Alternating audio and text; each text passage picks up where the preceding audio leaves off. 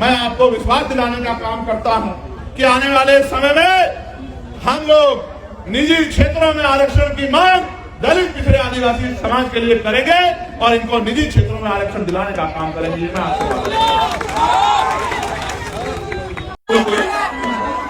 क्या तो बिहार में पत्रकार ज्यादा है या फिर बिहार के हर नौजवान ने पत्रकार बनने की ठान लिया है, तो मैं आपसे आग्रह करूंगा एक साइड दे लो, कोई भी ना सामने से एक साइड दे लो। ये जो कहने वाले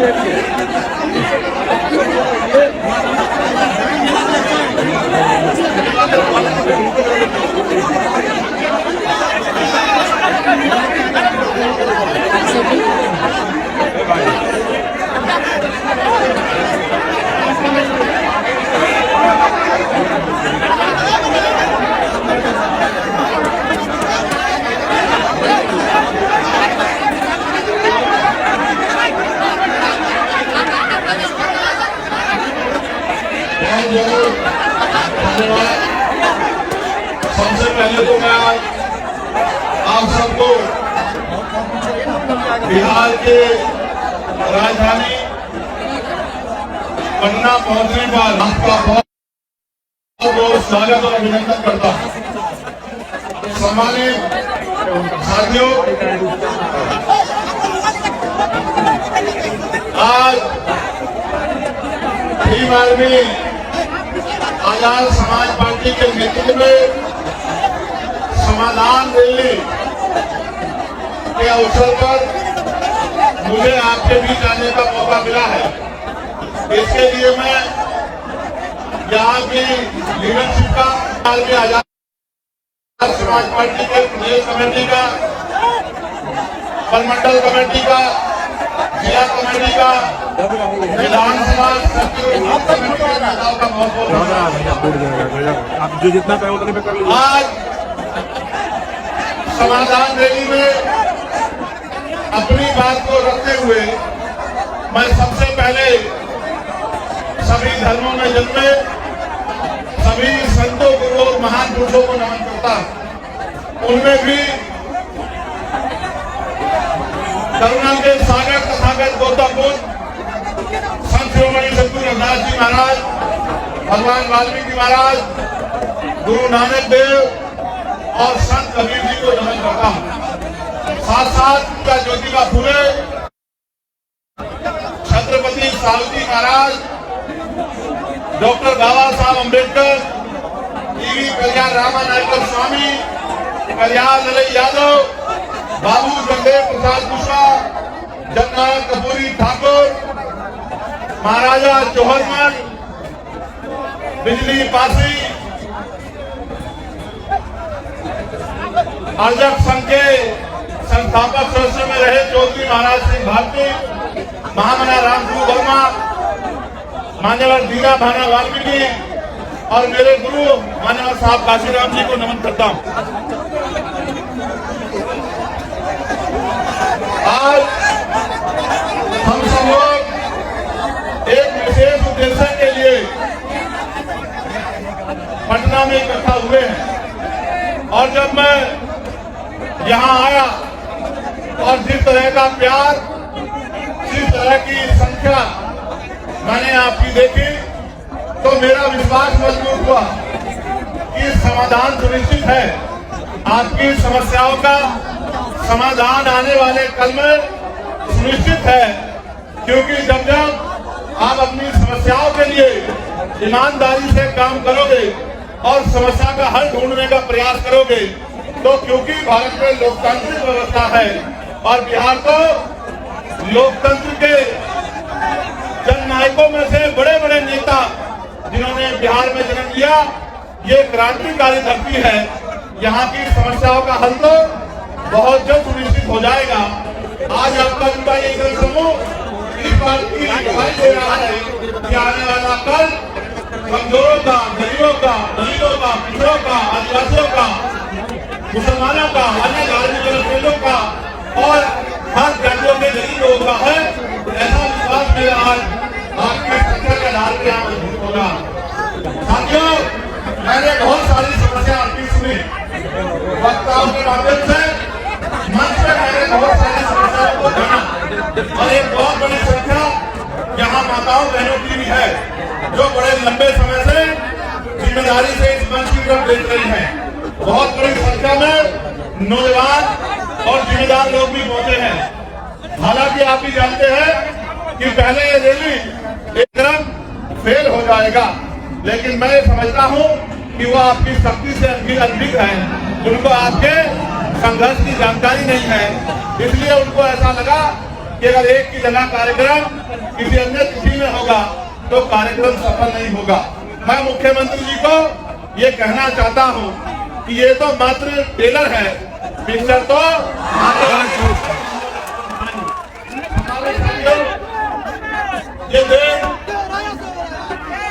ये दिन 15 अगस्त 1947 को आजाद हुआ है। 16 अगस्त 1947 को हम लोग देश में ब्रिटिश हुकूमत के अधीन थे। ब्रिटिश हुकूमत के अधीन होने के कारण इस देश में बहुत सारे हक अधिकार हक वंचित समाज के लोगों को मिले। यहाँ तक कि देश में सदियों से चली आ रही कुप्रथाएं भी थी, जिनमें विधवा विवाह न होना, बाल विवाह होना, महिलाओं को सती प्रथा जैसी कुरीतियों का सामना करना और भी ऐसी बहुत सारी कुरीतियां और प्रतिबंध लगा के हक वंचित समाज के लोगों को गरीबी, बेबसी, लाचारी और जुर्म जाति का जीवन जीने के लिए मजबूर किया गया था।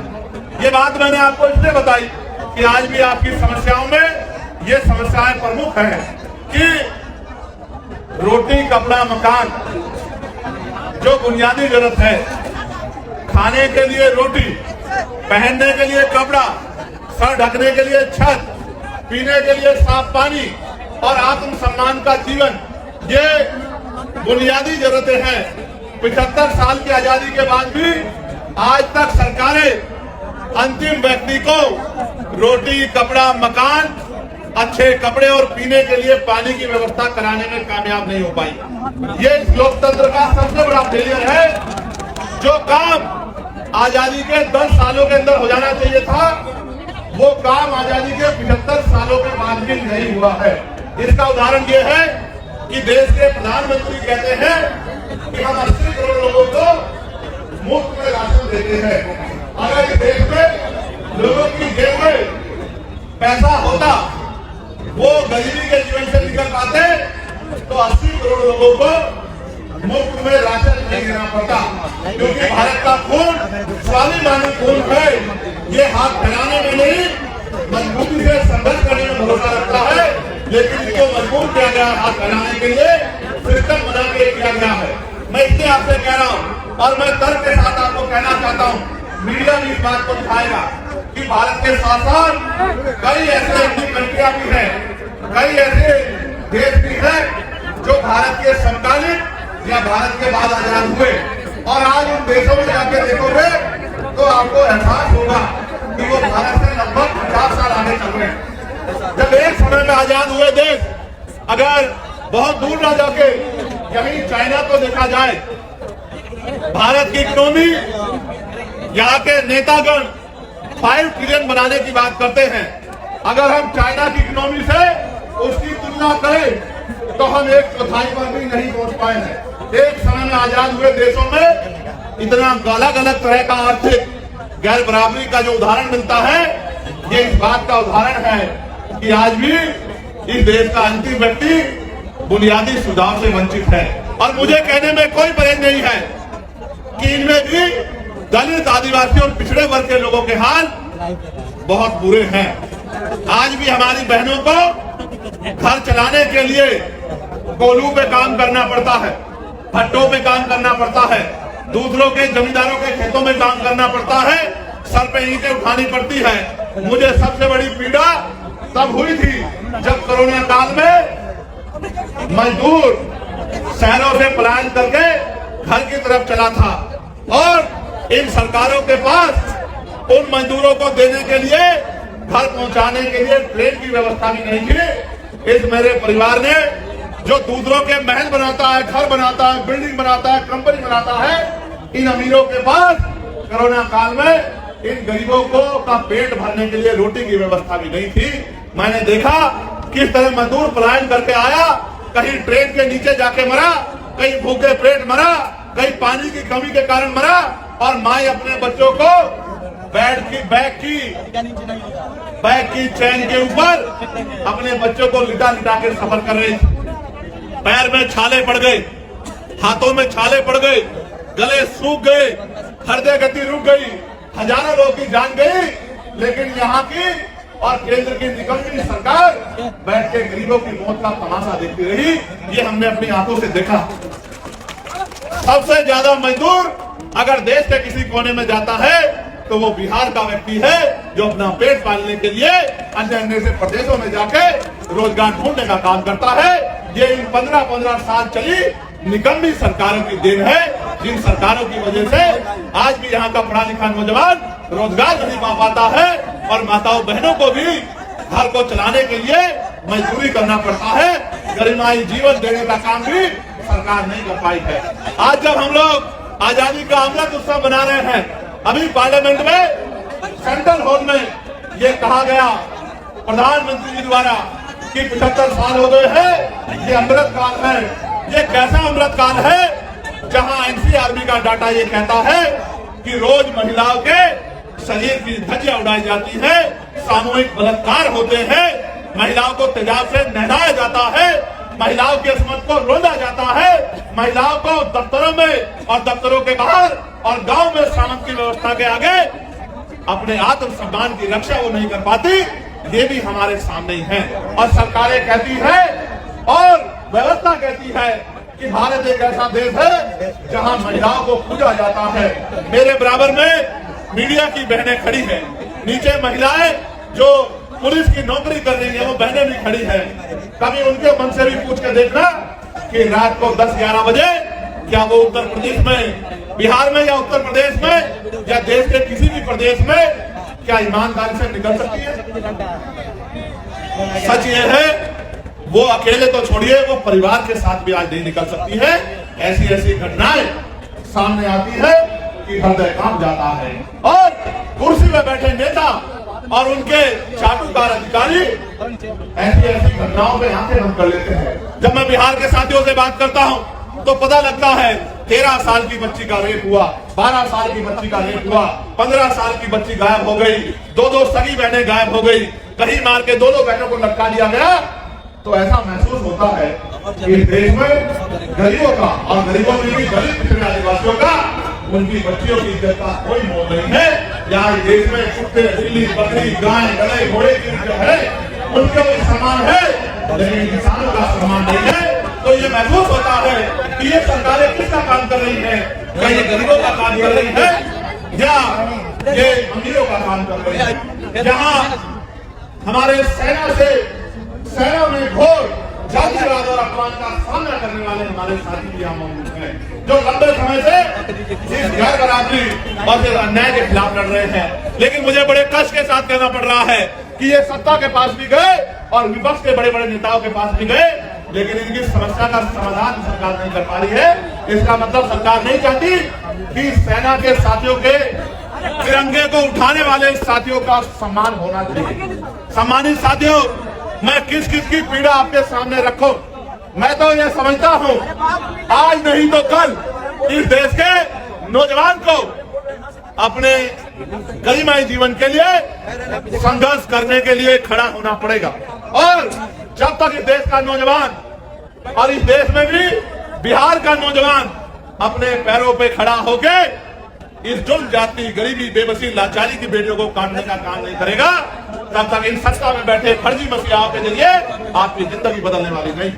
सम्मानित साथियों, आप ये जानते हैं कि हमारे संतों, गुरुओं, महान पुरुषों ने अपने बच्चों का बलिदान देके इस देश में संविधान के रूप में एक इतनी बड़ी शक्ति हमें दी, एक जीवित ग्रंथ हमें दिया जो संविधान अंतिम व्यक्ति को भी सम्मान का जीवन दिलाने की बात करता है, जो अंतिम व्यक्ति को भी गारंटी देता है रोटी कपड़ा मकान की, जो महिलाओं को भी पुरुषों के बराबर मुख्य धारा में खड़े होकर सम्मान का जीवन देने की गारंटी देता है। लेकिन सम्मानित साथियों, आज जब हम आकलन करते हैं, चिंतन करते हैं, तो हमें यह महसूस होता है कि देश संविधान से नहीं चल रहा है।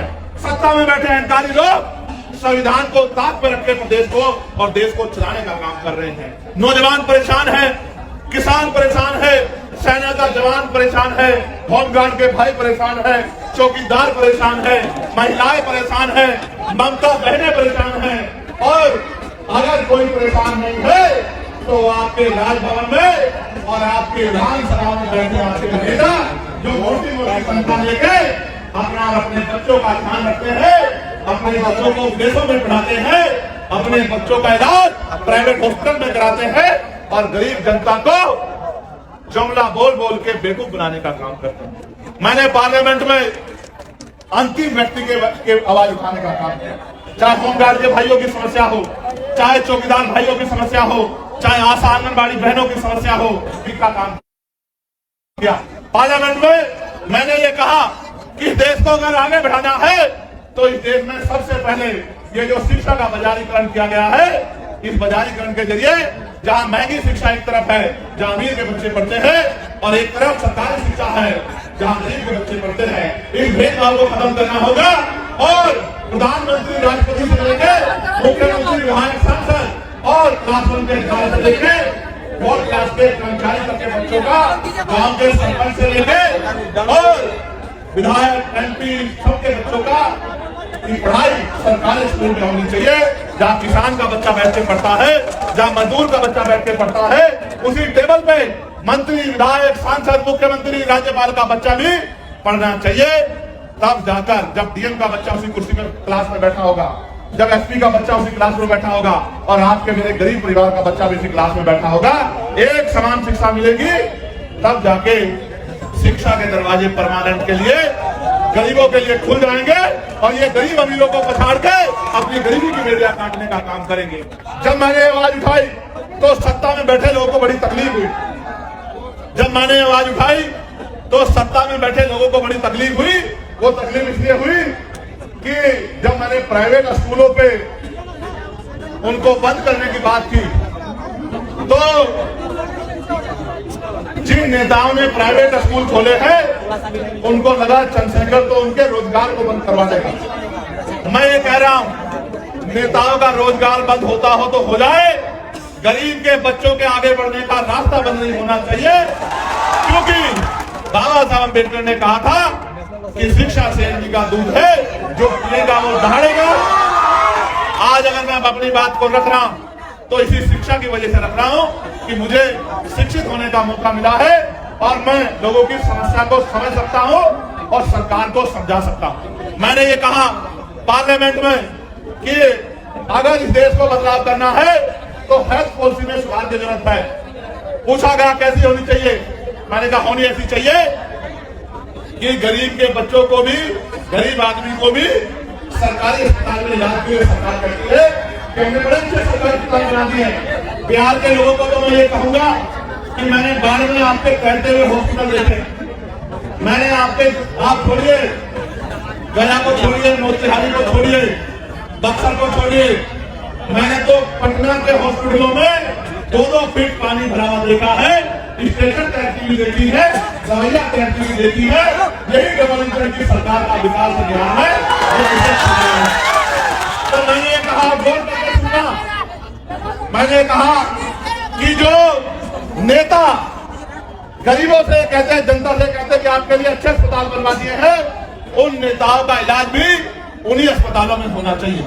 नेताओं का इलाज तो प्राइवेट हॉस्पिटल में होता है, विदेशों में जाके होता है, फोर्टीज में होता है, मैक्स में होता है, और गरीबों का इलाज सरकारी अस्पताल में होता है, जहां डॉक्टर नहीं है, जहां दवाई नहीं है। डॉक्टर के पास जाओगे तो ऐसा व्यवहार करेगा। सब डॉक्टर तो बुरे नहीं है, लेकिन बहुत सारे डॉक्टर ऐसा व्यवहार करते हैं कि ये गरीब जबरदस्ती उनके अंदर उनके अस्पताल में घुस गए।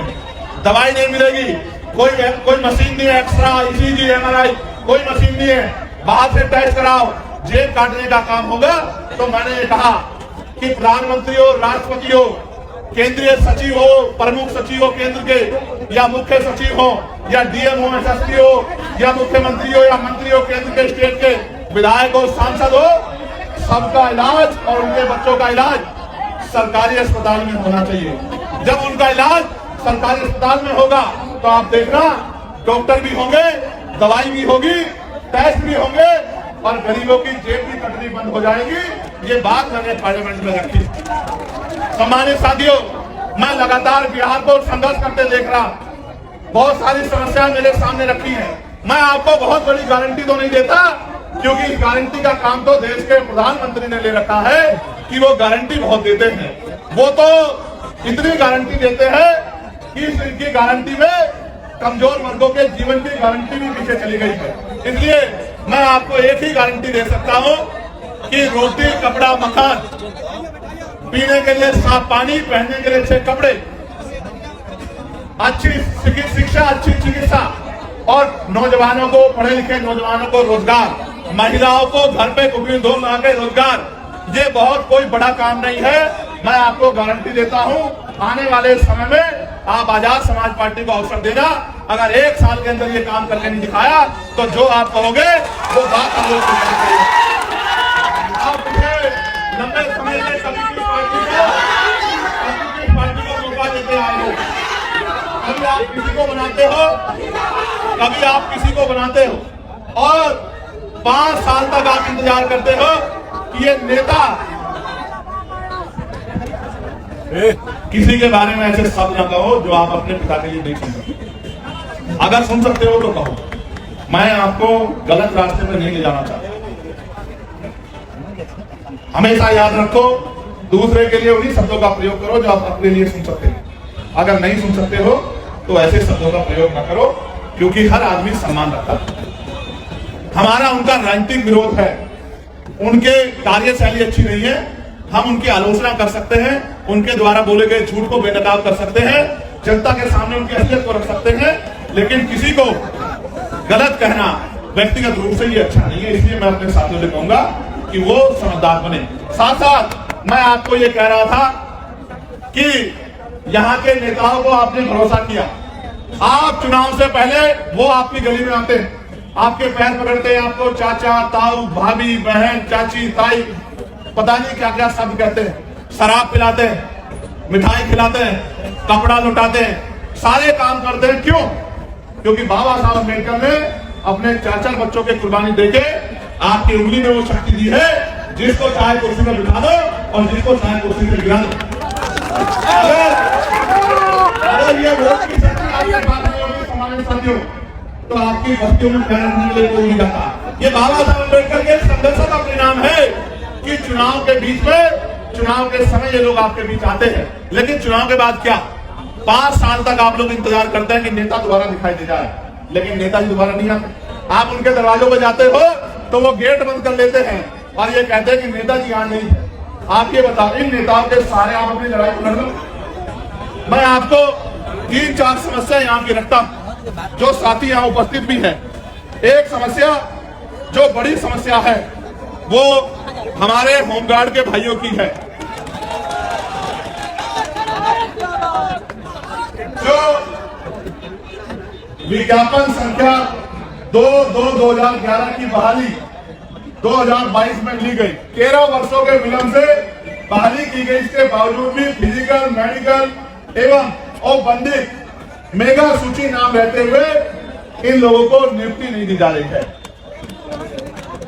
होमगार्ड, जबकि जहानाबाद जिले में और अन्य जिलों में होमगार्ड के बहुत सारे पद खाली हैं, फिर भी सरकार इनकी बहाली नहीं कर रही है। इन्होंने मुझसे आग्रह किया है कि आप हमारी आवाज को पार्लियामेंट में भी उठाएं और हमारी बहाली कराने का काम करें। मैं होमगार्ड के भाइयों को विश्वास दिलाता हूं, मगर विश्वास दिलाते में ये भी कहना चाहता हूं, जब सरकार इतने बड़े पैमाने पर निजीकरण करेगी तो कल जो आरक्षण रूपी अधिकार हथियार आपको मिला है वो तो बेसर हो जाएगा। जब सरकारी नौकरी नहीं होगी तो सामाजिक गैर बराबरी आज भी इतनी है, तो दलित पिछड़ों के बच्चे यहाँ जाति व्यवस्था के आधार पर चमार, वाल्मीकि, पासी, धोबी, कोरी, खटीक, कुशवाहा, मौर्य, साक्य, यादव, जाट, गुर्जर, निषाद, जिसको सैनी आपके यहाँ कहते हैं, कश्यप, पाल, प्रजापति, इनके बच्चों को कौन कुर्सी में बैठ देगा? आप मुझे बताइए। क्या आज देश में समानता नहीं है? तो इनके बच्चों को कौन कुर्सी में बैठ देगा? इसलिए निजीकरण करके जिस तरह से इनके बच्चों का रास्ता रोकने का काम किया जा रहा है, मैं आपको विश्वास दिलाने का काम करता हूं कि आने वाले समय में हम लोग निजी क्षेत्रों में आरक्षण की मांग दलित, पिछड़े, आदिवासी समाज के लिए करेंगे और इनको निजी क्षेत्रों में आरक्षण दिलाने का काम करेंगे। ये मैं साथ साथ हमारी, आपके यहाँ ममता कार्यकर्ता कहते हैं, हमारे यहाँ आशा कार्यकर्ता कहते हैं। हमारी जो ममता कार्यकर्ता बहने हैं उनको प्रति गर्भवती मात्र 300 रुपए राशि मिलता है, और जबकि उनका काम बड़ा कठिन है। इसलिए मैं सरकार से मांग करता हूं कि मिनिमम 30,000 रुपए वेतन उनका करना चाहिए, जिससे वो सम्मान का जीवन प्राप्त कर सके, और उनको परमानेंट भी करना चाहिए। मैं तो होमगार्ड के भाइयों के लिए भी 30,000 रुपए के वेतन की जो है सरकार से मांग करता हूं कि 30,000 रुपए का मिनिमम वेतन होमगार्ड के भाइयों को मिलना चाहिए। हमें कितना मिलता है?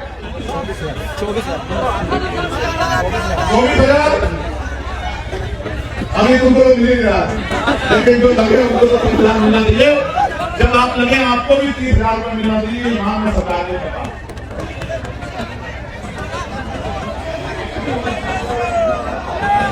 ज्वाइनिंग नहीं हो रही है ना, ज्वाइनिंग भी होगी, और जिस दिन ज्वाइनिंग होगी आप लोग बहुत बहुत धन्यवाद भी चंद्रशेखर आजाद का और भीमार्मी आजाद समाज पार्टी का करोगे। आज Patna Bihar Miller high school ground में आयोजित समाधान महारैली को बतौर मुख्य अतिथि के रूप में सम्मिलित होकर कार्यक्रम में उपस्थित अपार जन सैलाब को भीमार्मी चीफ चंद्रशेखर आजाद जी ने संबोधित किया है। आपको यह वीडियो कैसा लगा हमें कमेंट में मैसेज कर जरूर बताएं, और दोस्तों आप हमें सपोर्ट जरूर करें।